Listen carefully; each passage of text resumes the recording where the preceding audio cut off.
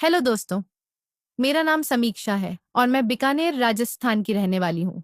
हमारे परिवार में केवल 3 लोग हैं। मैं, मेरे पति, मैं और मेरा 20 साल का बेटा। मेरे पति का नाम लखन है और मेरे बेटे का नाम अमन है। मेरे पति अक्सर काम के सिलसिले में हैदराबाद जाते रहते हैं और इस बार वह बहुत लंबे समय के लिए हैदराबाद गए हुए थे। घर में हम दोनों माँ बेटे के अलावा कोई नहीं था। हम हमेशा अमन को न सिर्फ बेटा बल्कि एक दोस्त के रूप में भी देखा है। मैं अपने दिन भर के कामकाज में व्यस्त थी। तभी अचानक मुझे जांघ में तेज दर्द महसूस हुआ। मैंने सोचा कि शायद मैं ज्यादा काम कर रही हूँ, इसलिए दर्द हुआ होगा। अभी ठीक हो जाएगा, लेकिन थोड़ी देर में दर्द इतना बढ़ गया कि मैं बिस्तर पर लेटने के अलावा कुछ नहीं कर सकी।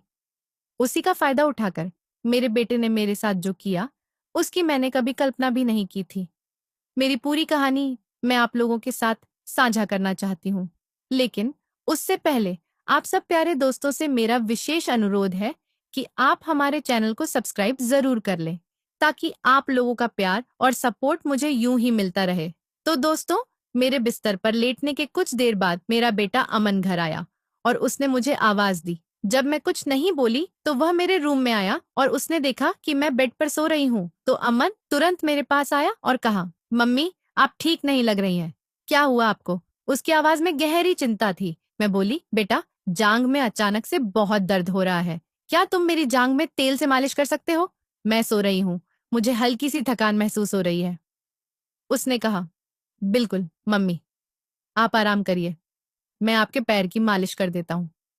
वह तेल की बोतल लेकर मेरे पास आया और मैंने बिस्तर पर लेटे हुए अपनी आंखें बंद कर ली। उसने तेल की बोतल खोली और मुझसे बोला कि मम्मी, आप आराम से सो जाओ, मैं धीरे धीरे मालिश करूंगा। जब उसने मेरी जांघ पर तेल लगाया तो मुझे गर्माहट महसूस हुई। उसकी उंगलियां मेरी जांघ पर धीरे धीरे घूमने लगी और मैं सुकून महसूस करने लगी। अमन का ध्यान मेरी हर प्रतिक्रिया पर था। जब उसने थोड़ा दबाव डाला तो मैंने महसूस किया कि मेरा दर्द धीरे धीरे कम हो रहा है। उसका स्पर्श इतना अच्छा था कि मुझे आराम मिल रहा था। मैंने सोचा, यह तो जादू जैसा है। जैसे जैसे वह मालिश करता गया, मेरी आंखें धीरे धीरे बंद होने लगी। उसके नरम हाथों की रगड़ और उसकी मधुर बातें मुझे नींद में खींचने लगे और धीरे धीरे मेरी आंखें पूरी तरह से बंद हो गई। कुछ देर बाद मुझे अजीब महसूस होने लगा। फिर मैंने धीरे धीरे अपनी आंखें खोली और जब मैंने देखा तो मेरी आंखें फटी की फटी रह गई, क्योंकि कमरा पूरी तरह से बदल चुका था। चारों ओर रंग बिरंगी लाइटें और मोमबत्तियां जगमगा रही थीं और टेबल पर एक खूबसूरत केक रखा हुआ था, जिस पर लिखा था, हैप्पी बर्थडे माँ। अम्मा ने चुपके से ये सरप्राइज प्लान किया था। मैंने उसे गले लगाया और कहा, बेटा, तुमने ये सब कैसे किया?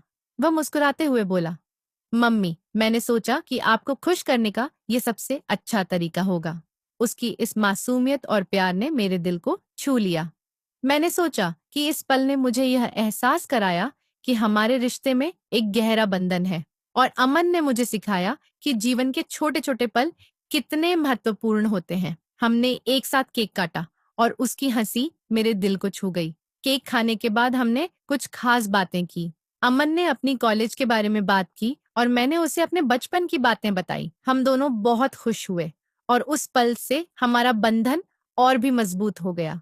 उसकी आंखों में जो चमक थी, वह मेरे लिए सबसे अनमोल थी। मैंने उसे देखकर सोचा कि मैं कितनी भाग्यशाली हूँ कि मेरा एक ऐसा बेटा है जो न केवल मेरी मदद करता है, बल्कि मुझे खुश करने के लिए हर संभव कोशिश करता है। उस दिन मैंने महसूस किया कि रिश्तों की गहराई को समझना और उनका सम्मान करना कितना महत्वपूर्ण है, क्योंकि हर लम्हा बहुत कीमती है। रात में हमने साथ मिलकर कुछ समय बिताया, फिल्म देखी और उसके साथ बिताए गए पल मुझे खुशी से भर देते थे।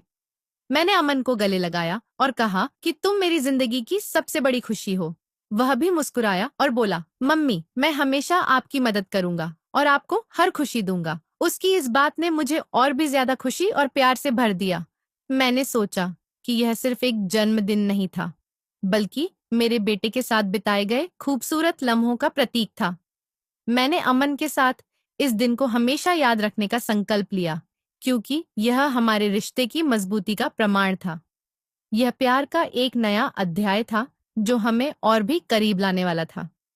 तो दोस्तों, अगर आप भी अमन की तरह अपनी माँ से प्यार करते हैं तो वीडियो को लाइक करके चैनल को सब्सक्राइब जरूर करें। धन्यवाद।